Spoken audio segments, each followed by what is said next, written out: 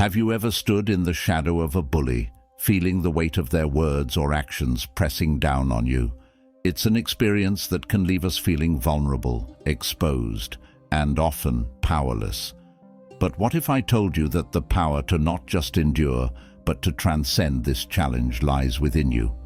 Stoicism, an ancient philosophy with enduring relevance, offers us the tools to transform our interaction with bullies from a narrative of victimhood to one of empowerment. Imagine for a moment a life where the actions of others do not dictate your peace of mind, where your self-worth is as unshakable as a fortress, immune to the siege of external judgment or aggression. This isn't just a lofty ideal, it's a practical reality that Stoicism invites us to achieve. By cultivating deep self-awareness, we learn to navigate the turbulent waters of life with grace and resilience, turning the tide of bullying into an opportunity for personal growth and inner peace. But how, you might wonder? How can Stoicism, a philosophy centuries old, provide guidance in the face of modern-day bullies? The answer lies in the universality of its principles. Control what you can, accept what you cannot, and discern the difference with wisdom. Stoicism teaches us that the only true power bullies have over us is the power we give them. By reclaiming our internal power, we learn to respond to bullying not with bitterness or resentment, but with rationality, empathy, and dignity. Join us as we delve into the heart of Stoicism, drawing on the wisdom of Marcus Aurelius, Seneca, and Epictetus to arm you with the philosophical tools needed to face bullies with confidence and composure. Whether you're encountering bullies in the schoolyard, the workplace, or even within your own mind, Stoicism offers a beacon of hope, a way forward that promises not just survival, but flourishing. Ready to transform? Then you must know that you've already started. Why? Because you're here, and not many are. There is a reason for that. You're special. Know why? Because you can glean wisdom from complex contemplation and discourses. Not everybody can identify the subtle differences between things that seem identical to the eye. Not everybody can see the wisdom in thoughtful repetition. Not everybody can stay till the end of the video. Wisdom is hard. You're different. So, join our tribe. Show us your love and support. How, you ask? By hitting that like button as a symbol of your commitment to change. By subscribing to join a community where wisdom isn't just shared, but lived, to help us create powerful stuff. And don't forget to hit the notification bell, the gentle chime of a Stoic philosopher, reminding you to return to this space of learning and growth. Each like, each subscription, each notification is a step towards a collective awakening. And if you feel that stirring in your heart, that resonance with the words of Marcus Aurelius, Seneca, or Epictetus, share this video.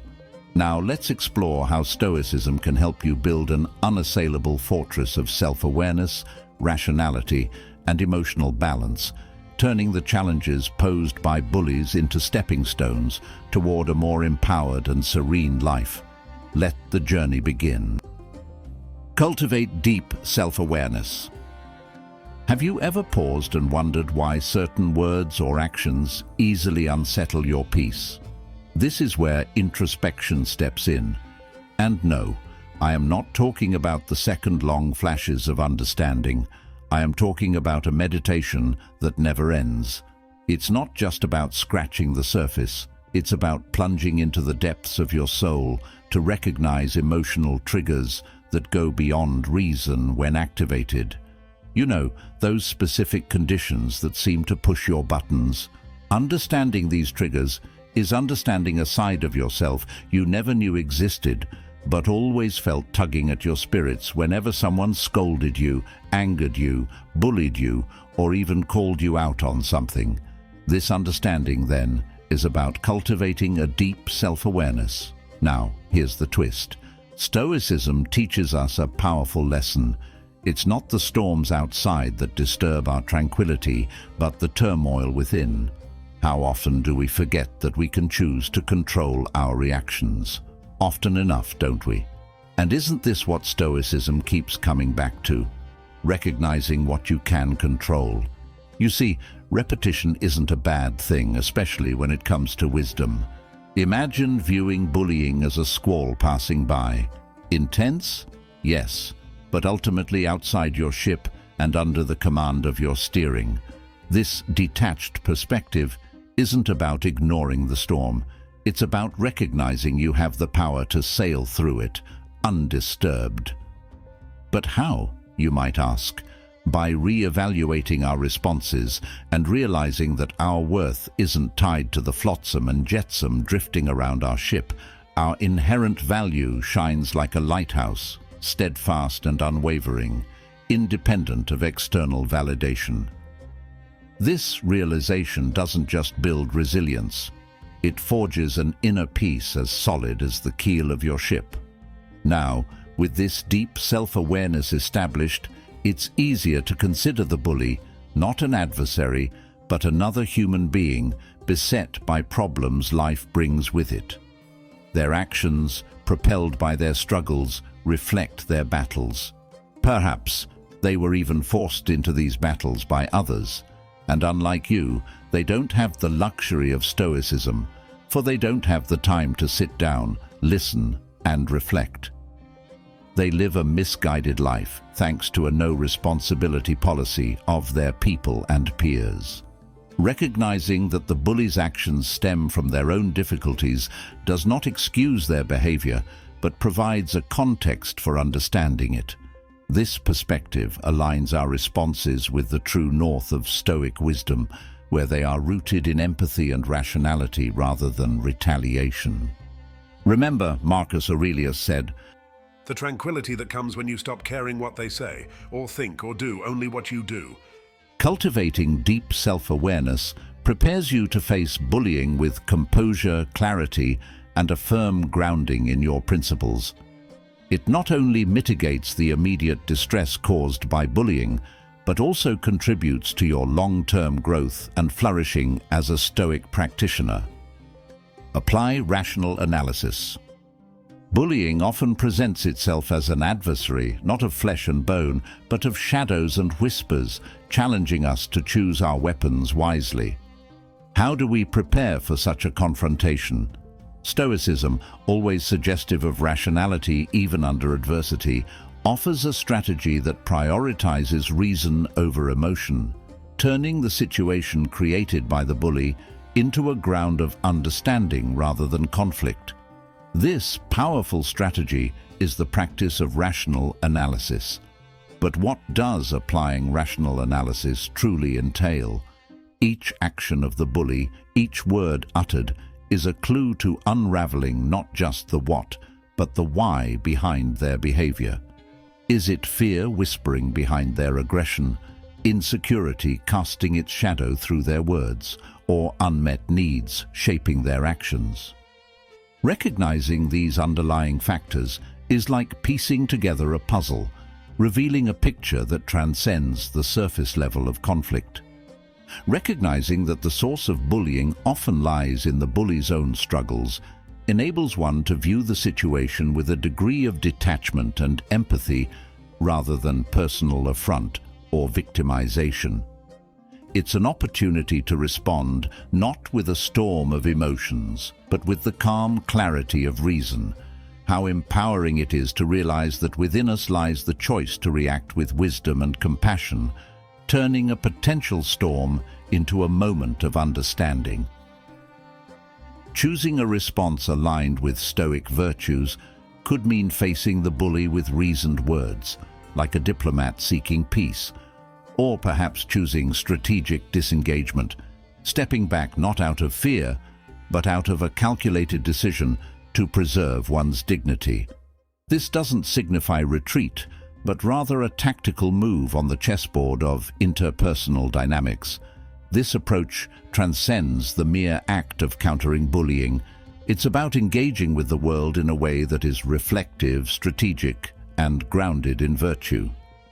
It's about taking each step with purpose and awareness, always mindful of the path that leads towards growth and positive interaction. Remember, a Stoic response to bullying is anything but passive. It's an active, dynamic process that combines rational analysis with compassionate insight, aiming not just to address the immediate challenge, but to foster an environment where understanding and respect can flourish.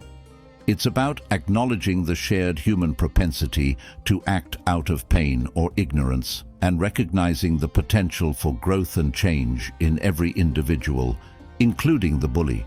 In the words of Epictetus, "It's not what happens to you, but how you react to it that matters."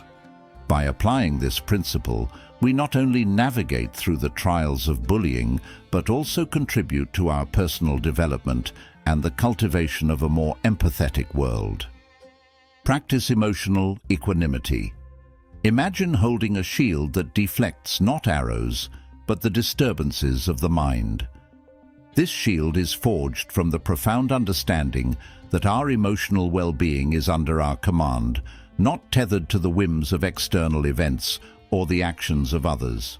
This is the shield of emotional equanimity, a shield of balance. But let's pause for a moment. Does embracing emotional equanimity mean standing passively in the eye of the storm?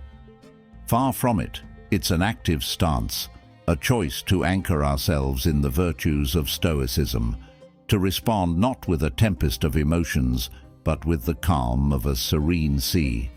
It's about recognizing that the true harm comes not from the actions of others, but from our response to them. It's about asserting our emotional autonomy to protect our inner virtues from being compromised by external circumstances. Again, this doesn't mean that feeling upset or hurt by a bully's actions is wrong or unnatural, but that there is a subsequent choice in whether and how to let these initial reactions define one's emotional state and actions. Practicing emotional equanimity involves recognizing the initial emotional response and then consciously choosing a path of response that aligns with Stoic virtues and maintains one's peace of mind. Apatheia, Greek for the Stoic pursuit of emotional steadiness, doesn't mean we become devoid of feelings. Instead, it's about acknowledging our emotions without letting them steer the ship of our actions off course. It's a state of balance achieved through practices like regular reflective practices such as meditation, journaling, or contemplative walks. These practices provide space to process emotions, reflect on the Stoic principles of control and virtue, and reinforce one's commitment to maintaining inner peace. This equanimity is not a fortress isolating us from the world, but a garden where resilience and compassion grow. It enables us to see the shared humanity even in those who act against us, offering a chance for understanding and, perhaps, guiding them toward a more positive path. Embracing emotional equanimity doesn't just arm us with the grace to navigate the challenges of bullying. It cements our commitment to a life of dignity, aligned with the enduring principles of Stoicism. Remember, this broader perspective not only aids in maintaining emotional balance, but also opens the possibility of responding to bullying in a way that might influence positive change in the bully's behavior or attitude. As Marcus Aurelius once reminded us, You have power over your mind, not outside events. Realize this, and you will find strength. let this strength be our guide as we navigate the storms of life with emotional equanimity. Engage with empathy. Imagine standing at a crossroads where paths of confrontation and understanding diverge. Here, the Stoic chooses the road less traveled, paved with the stones of empathy and compassion. This journey isn't about showing weakness, but about wielding a profound strength rooted in inner stability and virtue. How can we transform the battleground of bullying into a meeting ground of mutual understanding? This is where the art of engaging with empathy as espoused by Stoicism, illuminates the way. Empathy in the face of aggression is like offering water to a parched traveler. It's unexpected, disarming, and can profoundly shift the dynamics of interaction. Viewing a bully through the lens of empathy doesn't excuse their actions, but seeks to understand the thirst driving their behavior.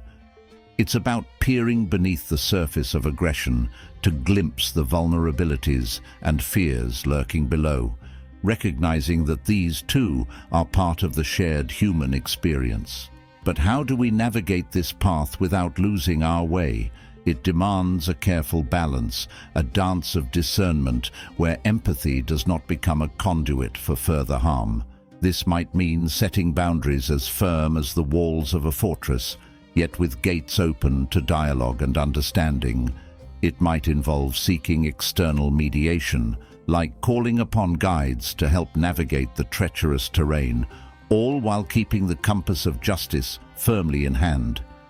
Realizing that true strength and stability are derived from virtue and mastery over one's internal state, rather than dominance over others, we solidify our stance.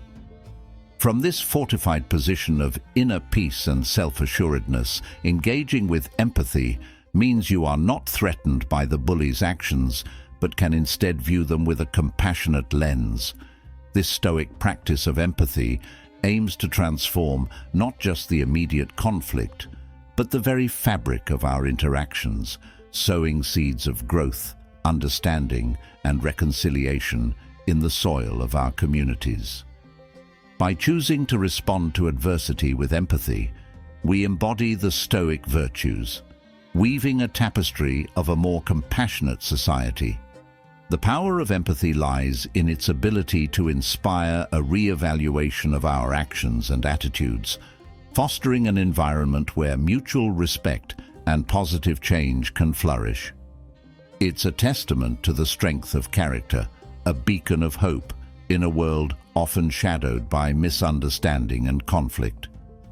In the words of Marcus Aurelius, To understand the true quality of people, you must look into their minds and examine their pursuits and aversions. let us then approach each other with the mind of understanding, the heart of compassion, and the strength of Stoic virtue. In doing so, we not only navigate the challenges of life with grace, but also contribute to a legacy of empathy, understanding, and peace.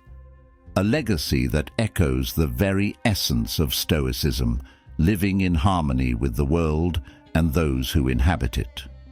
Use dispassionate communication. Have you ever stopped to consider that our reactions to bullying, the surge of anger, the impulse to retaliate, are but clouds passing through the vast sky of our consciousness? They come, and given time and space, they go. Stoicism teaches us to observe these clouds without becoming a storm. How? The answer lies not in suppressing our emotions, but in understanding them, and when it's our turn to communicate, doing so in a particularly dispassionate manner, anchored in reason. Why, you might ask, should we choose the path of reasoned dialogue? The answer lies in the Stoic emphasis on logos, the beacon of reason that guides us toward articulate expression. When we carefully articulate our thoughts and feelings with clarity and precision, ditching emotional language that might escalate the situation or detract from the message's substance, we remain focused. The conversation doesn't devolve into personal attacks and outbursts. It's about painting the picture of impact with the objective hues of facts, rather than the subjective colors of emotions. This isn't just about speaking, it's about speaking with purpose, setting firm boundaries that stand tall like a lighthouse, asserting one's dignity and autonomy amidst the tempestuous seas of conflict. But how can such a method, rooted in calm and measured tones, truly halt the juggernaut of bullying? It does so by embodying the Stoic virtues in action. Remember, this is not about eliciting sympathy, but about making the bully aware of the consequences of their actions. By framing our statements in a way that is factual and objective, such as, When you try to publicly shame me at the office, you're making things worse for both of us because we're in the same team and my work affects yours.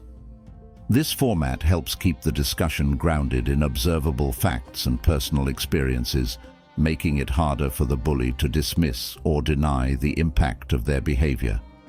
This approach doesn't just shine a light on the issue at hand, it holds up a mirror, inviting the bully to gaze into the depths of their actions and perhaps see the ripples of their impact for the first time.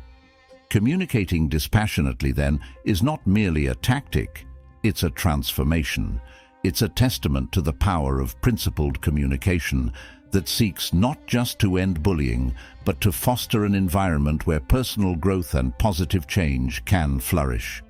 Remember, it's not the loudness of our voice, but the depth of our conviction that carries the true strength. As Epictetus reminds us, It is not he who reviles or strikes you who insults you, but your opinion that these things are insulting.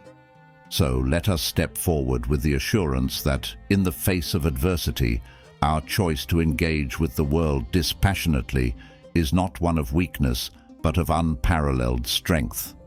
It's a commitment to ourselves, to our growth, and to the belief that even in the darkest moments, change is possible. After all, isn't the hallmark of true courage the ability to hold on to the light of reason, even when the shadows loom large? Let's not just confront bullying, let's transcend it, armed with the timeless virtues of Stoicism. Reflect and learn. Imagine each day you sit down with your journal, or perhaps in quiet contemplation, you meditate on the day's encounters. You're not merely recounting events, but engaging in a deep examination of the interactions. What emotions bubbled to the surface? What thoughts tethered you to calm, rational responses? How well did you maintain your equanimity amidst the storm? This reflective practice is akin to peering into the depths of a clear, still pond. In its reflection, you see not just your face, but insights into your emotional triggers, the bully's underlying struggles, and the shared human condition. It's a practice that encourages not just a critical analysis of actions and reactions, but a compassionate understanding of all involved. Why should we endeavor to understand the bully, you might ask? Seneca once said, Wherever there is a human being, there is an opportunity for kindness. Stoicism teaches us that wisdom lies in recognizing that everyone is fighting their own hard battle. By contemplating the bully's actions and our responses, we foster a profound understanding of Stoic principles that teach us the value of empathy, the strength in forgiveness, and the power of maintaining inner peace. But that doesn't always apply, you'd say. What if the one bullying us happens to be doing it just because they don't like our face? Even then, Stoicism will advise us to rationally come to that conclusion and understand in the process that, in such situations, we don't have control over things outside ourselves. We should swiftly get away from such a bully and back to our inner peace. But what if that's not the case, and there's a chance the bully doesn't necessarily hate us for the very way we are? Reflecting and trying to understand the bully then may yield profound insights we wouldn't be able to cultivate otherwise, such as the fact that bullies are seldom capable of sensing and understanding human emotions, interactions, and responsibility. Seldom, too, do they know any better. Who knows, maybe you will come up with a plan to strike a chord with someone they value, gaining a messenger who could communicate what you can't. Maybe confuse them into communicating too. But these facts aside, it's important to note that reflecting on your experiences might just reveal the most profound truth of all, that it is a fight against yourself, a struggle with yourself to disengage with your dignity intact. How do you overcome that struggle? By learning about yourself, your emotional triggers, your capacity for rational response, and your adherence to Stoic principles under pressure. Each encounter, each reflection, becomes a valuable lesson in Stoicism. Did we preserve our tranquility? Where did we excel and where can we improve? This process transforms what could be negative experiences into powerful catalysts for personal and philosophical development. Lead by example. Consider the words of Marcus Aurelius. The best revenge is to be unlike him who performed the injury. In embodying this principle, we set a transformative precedent. When bullies aim to disturb our peace, they expect resistance, confrontation, perhaps even capitulation. But what if instead they meet with serene defiance, a smile in the face of scorn, a hand extended in peace amidst hostility? True strength is not the strength to overpower, but the strength to uplift, not the strength to retaliate, but the strength to remain unshaken. By leading with example, we do more than just affirm our commitment to Stoic virtues.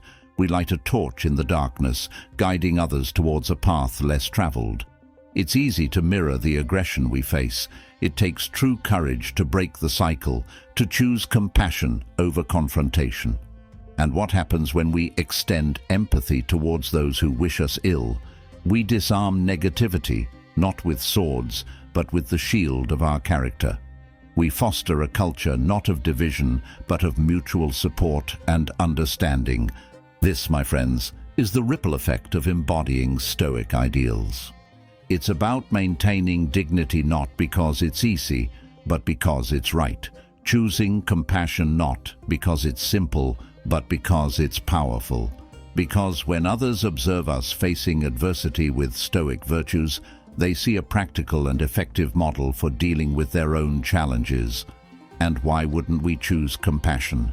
As Stoics, can't we see beyond the immediate behavior to look at the shared human frailty that underlies all actions? Let's not forget, the legacy we leave behind isn't carved from the moments of ease and comfort, but forged in the fires of trials and tribulations. Navigating personal trials with Stoicism propels not just our growth, but the well-being of society at large. It showcases the enduring power and relevance of Stoic philosophy in creating a more empathetic, resilient community. But more importantly, the legacy we leave behind us and the examples we set are our contributions to the humanity we share with others. It is in this interconnectedness that we find common ground when all else fails. Our actions can encourage a shift in perspective, from viewing adversity as a threat to seeing it as an opportunity for growth and learning. So let me ask you, are you ready to lead by example amidst adversity? I know you are. As we draw the curtain on our exploration of how Stoicism equips us to confront and transcend the challenges posed by bullying, we would do good to remind ourselves that bullying can happen to anyone, and it is not always about strength. Let's take a moment to reflect on the journey we've embarked upon together. We've navigated the tumultuous waters of confrontation with the steady compass of Stoic wisdom. Remember, the heart of Stoicism isn't in avoiding the storm, but in learning how to sail our ship with such skill and composure that the storm's fury becomes irrelevant.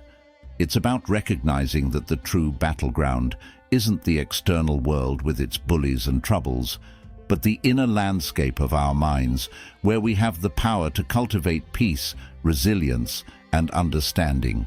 A bully can't hurt your dignity if it's fortified within Stoic values. But why does this matter? Why take the high road, especially when the low road seems so much easier and more satisfying in the moment? Because by embodying Stoic virtues in the face of adversity, we not only fortify our own character, but also light a beacon for others. We demonstrate that there's a path that doesn't involve succumbing to anger or seeking revenge, but instead promotes growth, understanding, and harmony. There is a reason why leading by example doesn't always work. It is because, most of the time, the examples you set don't show a visible pattern of practiced principles. Often, they are just flashes of brilliance, strength, of gratitude, and of other virtuous things. Humans seek sparks, they follow patterns. So, it's our responsibility to display consistency with virtues and principles through the examples we set, a pattern for people to see and follow. This isn't merely about dealing with bullies, it's about reshaping our interaction with the world. Each moment of empathy, each rational analysis, each effort to maintain emotional equanimity, each dispassionate communication, each reflection, and each instance where we lead by example, we're not just countering bullying, we're participating in a grander Stoic mission to live a life of virtue, in harmony with reason and in service to humanity. So as we conclude, let me leave you with this thought. Stoicism offers us a toolkit not just for enduring life's challenges, but for transforming them into opportunities for personal growth and for contributing to the well-being of others. In facing bullies or any adversity, with Stoicism, we're not just surviving, we're thriving, we're teaching, and most importantly, we're changing the narrative from one of conflict to one of mutual respect and understanding. As Marcus Aurelius reminds us, Waste no more time arguing what a good man should be. Be one.